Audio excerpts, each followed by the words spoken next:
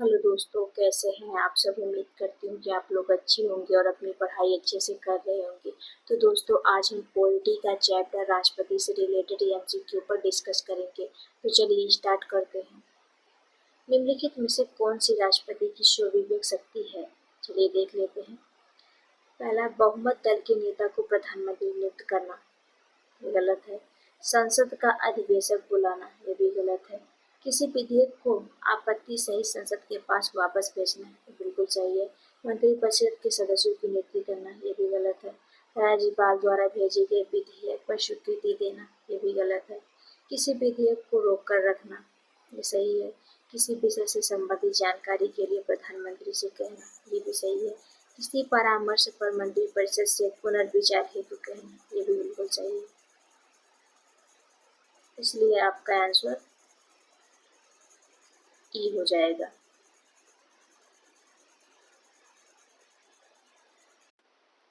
संविधान के अनुच्छेद 111 के अंतर्गत राष्ट्रपति को कतिपय निषेधाधिकार वीटो शक्ति प्राप्त है, जिसका उपयोग वह मंत्रिपरिषद की सलाह से मुक्त होकर कर सकता है।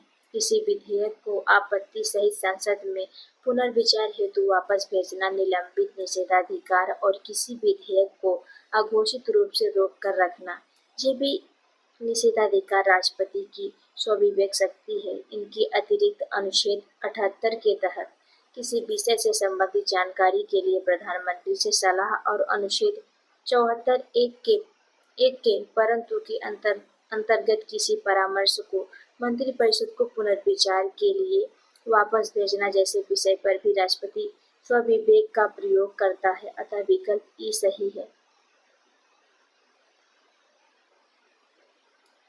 जब केंद्रीय मंत्रिमंडल ने वर्ष 2002 में चुनावी सुधारों पर अध्यादेश में बिना किसी बदलाव के उसे राष्ट्रपति को वापस भेजा, तब राष्ट्रपति ने भारतीय संविधान के कौन से अनुच्छेद के अंतर्गत उसे अपनी सहमति दी? तो आपको हो जाएगा आंसर सी 123। अनुच्छेद 123 राष्ट्रपति की अध्यादेश जारी करने संबंधी शक्ति का वर्णन करता है, अतः विकल्प सी सही है। संविधान के किस अनुच्छेद के अंतर्गत भारत के राष्ट्रपति को अध्यादेश जारी करने की शक्ति प्रदत्त है? तो आपका हो जाएगा आंसर बी, अनुच्छेद 123। भारतीय संविधान के अनुच्छेद 123 के अंतर्गत भारत के राष्ट्रपति को अध्यादेश जारी करने की शक्ति प्राप्त है। इसे संसद के दोनों सदनों या किसी एक सदन के सत्र में न होने के दौरान जारी किया जा सकता है। इसका प्रभाव संसद द्वारा निर्मित कानून के समान होता है। राष्ट्रपति किसी भी समय किसी अध्यादेश को वापस ले सकता है। भारत के संविधान के किस अनुच्छेद के अधीन भारत के राष्ट्रपति को अध्यादेश जारी करने की शक्ति प्राप्त है? तो आपको हो जाएगा आंसर डी, अनुच्छेद 123।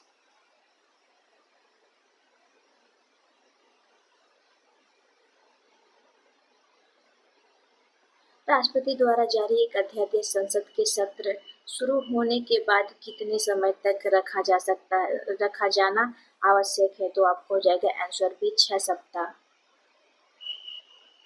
अनुच्छेद 123 दो क के अनुसार राष्ट्रपति द्वारा जारी अध्यादेश को संसद के सत्र शुरू होने के बाद 6 सप्ताह के अंदर अनुमोदित होना चाहिए। निम्नलिखित में से किनकी नियुक्ति भारत के राष्ट्रपति द्वारा की जाती है? तो आपका हो जाएगा वित्त आयोग के अध्यक्ष और संघ राज्य क्षेत्र का मुख्यमंत्री, इसलिए आंसर आपका सी हो जाएगा। अनुच्छेद 280(1) के अनुसार वित्त आयोग के अध्यक्ष की नियुक्ति राष्ट्रपति द्वारा की जाती है। अनुच्छेद 239 के 5 के तहत संघ राज्य क्षेत्र के मुख्यमंत्री की नियुक्ति राष्ट्रपति करेगा तथा अन्य मंत्रियों की नियुक्ति राष्ट्रपति मंत्रियों की सलाह पर करेगा तथा मंत्री राष्ट्रपति के प्रसाद पर्यंत पद धारण करेंगे। योजना आयोग अब नीति आयोग के उपाध्यक्ष की नियुक्ति प्रधानमंत्री द्वारा की जाती है। निम्नलिखित में से राष्ट्रपति किनकी नियुक्ति करता है? तो आपका हो जाएगा आंसर डी, प्रयुक्त सभी यानी भारत का महान्यायिक महान्यायवादी, नियंत्रक एवं महालेखा परीक्षक और एक राज्य का राज्यपाल। राष्ट्रपति संविधान के अनुच्छेद 76 के अनुसार भारत के महान्यायवादी, अनुच्छेद 148 के अनुसार नियंत्रक एवं महालेखा परीक्षक तथा अनुच्छेद 155 के अनुसार राज्यों के राज्यपाल की नियुक्ति करता है। निम्नलिखित में से भारत का राष्ट्रपति किनकी नियुक्ति नहीं करता है? तो आपका हो जाएगा आंसर ए, उपराष्ट्रपति।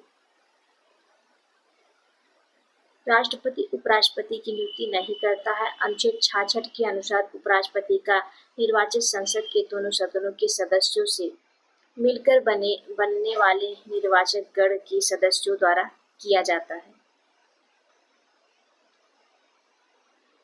संविधान असाधारण परिस्थितियों में राष्ट्रपति को राज्यपाल के कृत्यों के निर्वहन हेतु उपबंध कर सकता है। तो आपका हो जाएगा आंसर ए, अनुच्छेद 160 में। संविधान के अनुच्छेद 160 के तहत राष्ट्रपति आकस्मिक या असाधारण परिस्थितियों में राज्यपाल के कृत्यों के निर्वहन हेतु उपबंध कर सकता है।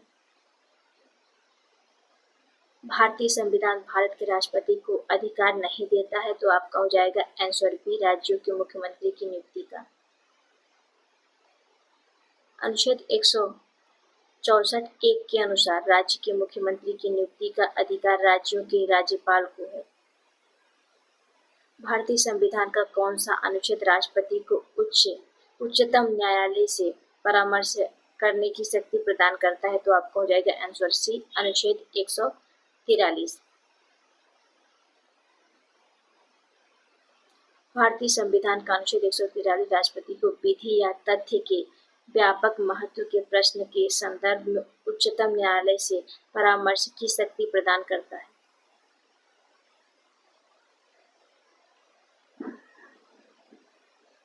भारत के राष्ट्रपति की शक्तियों के बारे में निम्नलिखित में से कौन एक सही नहीं है?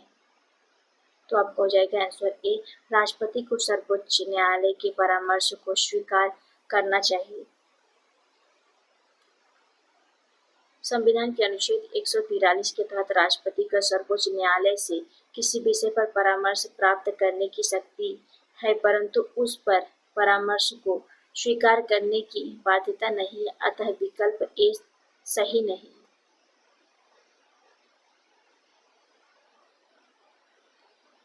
संविधान के अनुसार निम्नलिखित में से क्या शब्दशः भारत के राष्ट्रपति की शक्ति नहीं है? तो आपका हो जाएगा आंसर सी, संसद के दोनों सदनों को संदेश भेजना। संसद के दोनों सदनों को संदेश भेजना अनुच्छेद 86(2) के अंतर्गत राष्ट्रपति का अधिकार है, जबकि अनुच्छेद 72 राष्ट्रपति की शक्ति अनुच्छेद 123 अध्यादेश निर्गत करने की शक्ति राष्ट्रपति की शक्ति और अनुच्छेद 143 उच्चतम न्यायालय से परामर्श करने की शक्ति राष्ट्रपति शक्ति शब्दशः शक्ति के रूप में उल्लेखन करते हैं। भारत के राष्ट्रपति को यह अधिकार नहीं प्राप्त है कि वह आंसर बी हो जाएगा आपका सर्वोच्च न्यायालय के न्यायाधीश को हटाएं। अनुच्छेद 124 के खंड 4 के अनुसार सर्वोच्च न्यायालय के किसी न्यायाधीश को उनके पद से तब तक नहीं हटाया जाएगा जब तक साबित कदाचार या असमर्थता के आधार पर ऐसे हटाए जाने के लिए संसद के प्रत्येक सदन द्वारा अपने कुछ सदस्य संख्या के बहुमत द्वारा तथा उपस्थित और मत देने वाले सदस्यों के कम से कम 2/3 बहुमत द्वारा समर्थित समावेदन राष्ट्रपति के समक्ष उसी सत्र में रखे जाने पर राष्ट्रपति ने उसे हटाने का आदेश नहीं दे दिया है।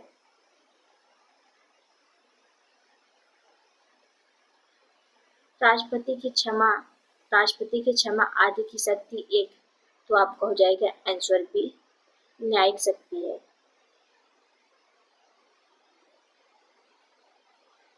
संविधान के अनुच्छेद 72 के तहत राष्ट्रपति को क्षमा आदि की तथा कुछ मामलों में दंडादेश के निलंबन, परिहार या लघुकरण की न्यायिक शक्ति प्राप्त है। राष्ट्रपति की क्षमा प्रदान करने की शक्ति में क्या सम्मिलित नहीं है, तो आपको हो जाएगा रुख और निरंतरता शामिल नहीं है, इसलिए आपका आंसर ई हो जाएगा। भारतीय संविधान के अनुच्छेद 72 के तहत राष्ट्रपति को किसी अपराध के दोषी ठहराए एवं किसी व्यक्ति के दंड को क्षमा, उसका प्रविलंबन, विराम या परिहार करने अथवा दंडादेश के निलंबन, परिहार या लघुकरण की शक्ति प्राप्त है, जिनमें सेना न्यायालय द्वारा दोषी सिद्ध किए गए मामले भी शामिल है। निम्नलिखित में से किस प्रकार के प्राधिकार भारत के राष्ट्रपति को प्राप्त है? प्राधिकार भारत के राष्ट्रपति को प्राप्त है, तो आपका हो जाएगा औपचारिक, इंस्टीट्यूलर और विधिक, और संवैधानिक और नाम मात्र, इसलिए आपका आंसर डी हो जाएगा। भारत के राष्ट्रपति को संविधान के तहत प्राप्त प्राधिकार औपचारिक एवं विधिक तथा संवैधानिक और नाम मात्र है।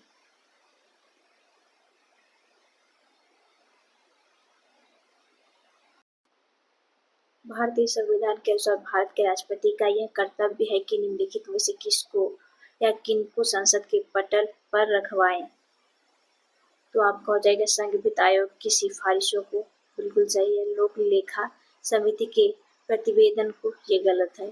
नियंत्रक महालेखा परीक्षक के प्रतिवेदन को, ये बिल्कुल सही है। राष्ट्रीय अनुसूचित जाति आयोग के प्रतिवेदन को, ये बिल्कुल सही है, इसलिए आपका आंसर सी हो जाएगा। संघीय वित्त आयोग एवं राष्ट्रीय अनुसूचित जाति आयोग की स्थापना नियंत्रक एवं महालेखा परीक्षक की नियुक्ति राष्ट्रपति द्वारा की जाती है, जबकि लोक लेखा समिति की स्थापना लोकसभा और राज्यसभा के सदस्यों को मिलाकर की जाती है। इसके अध्यक्ष की नियुक्ति लोकसभा अध्यक्ष के द्वारा की जाती है। राष्ट्रपति द्वारा संघीय वित्त आयोग की सिफारिशों, नियंत्रक एवं महालेखा परीक्षक के प्रतिवेदन तथा राष्ट्रपति अनुसूचित जाति आयोग के प्रतिवेदन को क्रमशः संविधान के अनुच्छेद 281, 151 1 एवं 338 6 के तहत संसद के पटल पर रखवाया जाता है।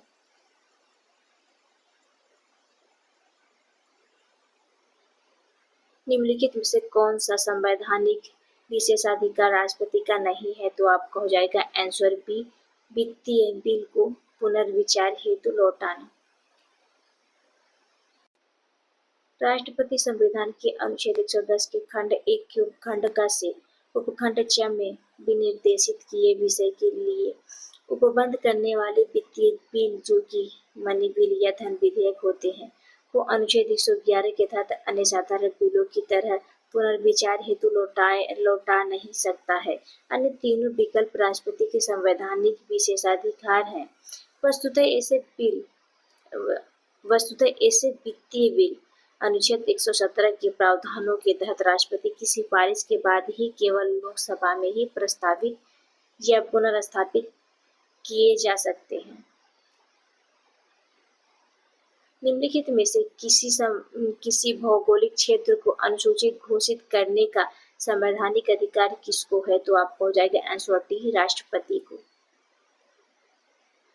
संविधान की 5वीं अनुसूची के पैराग्राफ 6 में अनुसूचित क्षेत्र से संबंधित प्रमुख प्रावधान इस प्रकार है। पहला, राष्ट्रपति के आदेश द्वारा किसी भौगोलिक क्षेत्र को अनुसूचित क्षेत्र घोषित अथवा विस्तारित किया जा सकता है। दूसरा, किसी भी समय राष्ट्रपति के आदेश द्वारा अनुसूचित क्षेत्र के संपूर्ण अथवा किसी विशिष्ट भाग को समाप्त किया जा सकता है। तीसरा, राज्य के राज्यपाल से परामर्श करने के पश्चात राष्ट्रपति के आदेश द्वारा राज्य के अनुसूचित क्षेत्र के क्षेत्रफल को बढ़ाया जा सकता है। संसद के लिए राष्ट्रपति का अभिभाषण कौन तैयार करता है, तो आपको हो जाएगा आंसर डी, केंद्रीय मंत्रिमंडल। संसद के लिए राष्ट्रपति का अभिभाषण केंद्रीय मंत्रिमंडल तैयार करता है, क्योंकि वास्तविक कार्यपालिका शक्ति केंद्रीय मंत्रिमंडल में निहित है। भारत के प्रथम राष्ट्रपति राजेंद्र प्रसाद किस राज्य से थे, तो आपका हो जाएगा आंसर ए बिहार से थी। भारत के प्रथम राष्ट्रपति डॉक्टर राजेंद्र प्रसाद मूलतः बिहार राज्य से थे। उनका जन्म 3 दिसंबर 1884 को बिहार के सीवान जिले में हुआ था। वे 26 जनवरी 1950 से 13 मई 1962 तक भारत के राष्ट्रपति रहे।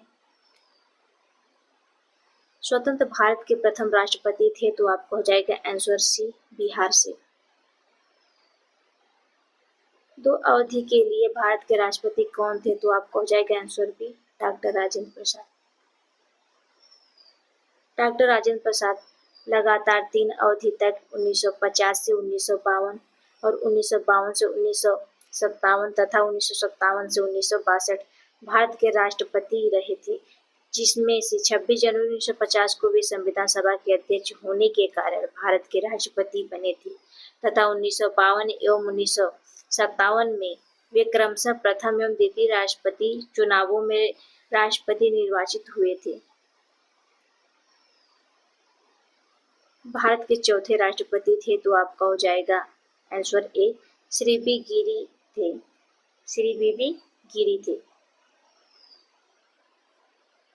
भारत के व्यक्ति अनुसार चौथे राष्ट्रपति श्री बी गिरी थे, तथापि कार्यकाल अनुसार उनका क्रम डॉक्टर राजेंद्र प्रसाद 3 बार डॉक्टर सर राधाकृष्णा एवं डॉक्टर जाकिर हुसैन के बाद छठे हैं। सर्वसम्मति से निर्वाचित भारत के राष्ट्रपति थे, तो आपको हो जाएगा answer C N Sanjiva Reddy सर्वसम्मति से निर्विरोध भारत के राष्ट्रपति चुने जाने वाले एकमात्र व्यक्ति हैं। उनके कार्यकाल की अवधि 1977 से 1982 थी। भारतीय राष्ट्रपति के सर्वसम्मति से चुने जाने का अभी तक एकमात्र उदाहरण है। आगे देख लेते हैं, तो आपका हो जाएगा आंसर डी नीलम संजीव रेड्डी।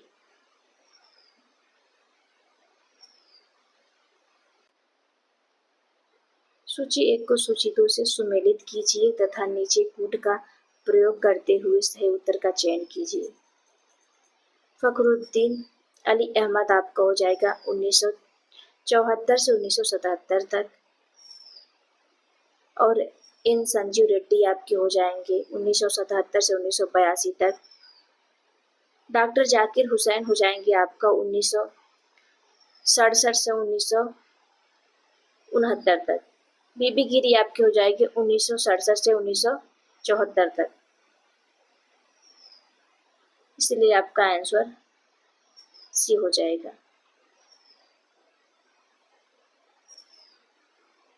सूची 1 का सूची 2 से सुमेलित निम्नवत है। सूची 1 सूची 2 राष्ट्रपति और अवधि देख लेते हैं। फखरुद्दीन अली अहमद 1974 से 1977 तक। एन संजीव रेड्डी 1977 से 1982 तक। डॉक्टर जाकिर हुसैन 1967 से 1969 तक। बीबी गिरी आपकी हो जाएगी 1969 से 1974 तक। निम्नलिखित में से कौन राष्ट्रपति होने से पूर्व भारत के उपराष्ट्रपति पद आसीन नहीं रहा, तो आपको हो जाएगा आंसर सी नीलम संजीव रेड्डी। दिए गए विकल्पों में से नीलम संजीव रेड्डी ही ऐसे राष्ट्रपति जो राष्ट्रपति होने से पूर्व उपराष्ट्रपति पद पर आसीन नहीं रहे। निम्नलिखित में से कौन से भारतीय राष्ट्रपति लोकसभा अध्यक्ष भी रहे हैं, तो आपका हो जाएगा आंसर डी नीलम संजीव रेड्डी।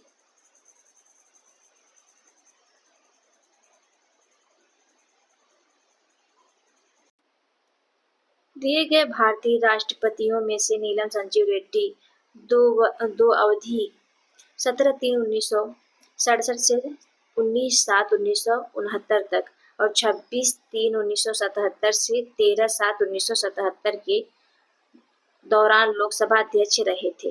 वर्ष 1977 से 1982 के मध्य भारत के राष्ट्रपति रहे।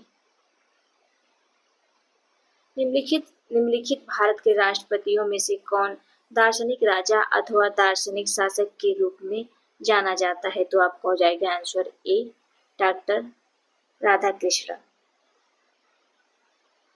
भारत के दूसरे राष्ट्रपति 13 मई 1962 से 13 मई 1967 डॉक्टर सर्वपल्ली राधाकृष्णन को दार्शनिक राजा अथवा दार्शनिक शासक के रूप में जाना जाता है। वे एक प्रख्यात दार्शनिक एवं शिक्षाविद थे। भारत के निम्नलिखित राष्ट्रपतियों में से कौन ट्रेड यूनियन आंदोलन से संबंधित रहा है? तो आपको हो जाएगा answer A, Bibi Giri.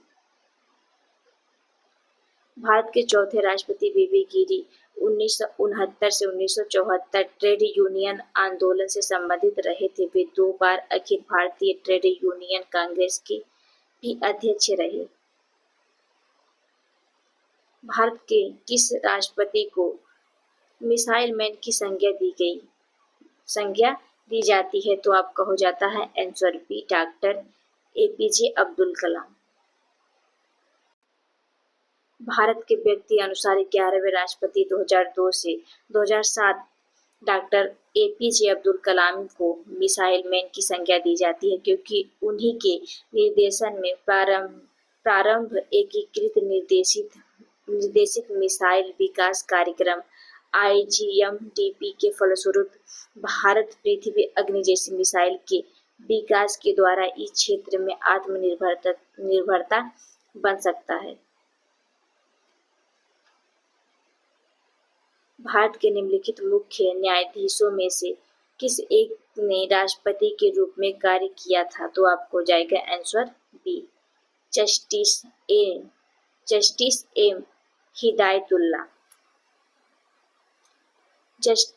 M Hidayatullah ने 20 जुलाई 1969 से 24 अगस्त 1969 के दौरान कार्यवाहक राष्ट्रपति के रूप में कार्य किया था।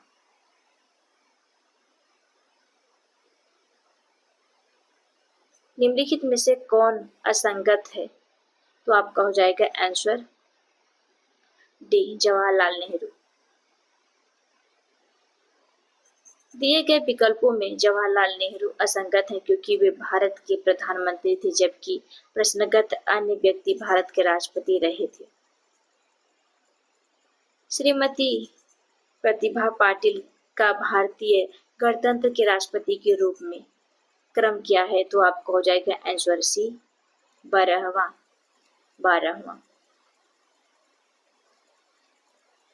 19 जुलाई 2007 को भारतीय गणतंत्र के 13वें राष्ट्रपति चुनाव संपन्न हुए थे। 25 जुलाई 2007 को श्रीमती प्रतिभा देवी सिंह पाटिल ने व्यक्ति अनुसार देश के 12वें राष्ट्रपति के रूप में शपथ ग्रहण की, तथापि कार्यकाल अनुसार उनका क्रम 14वां था।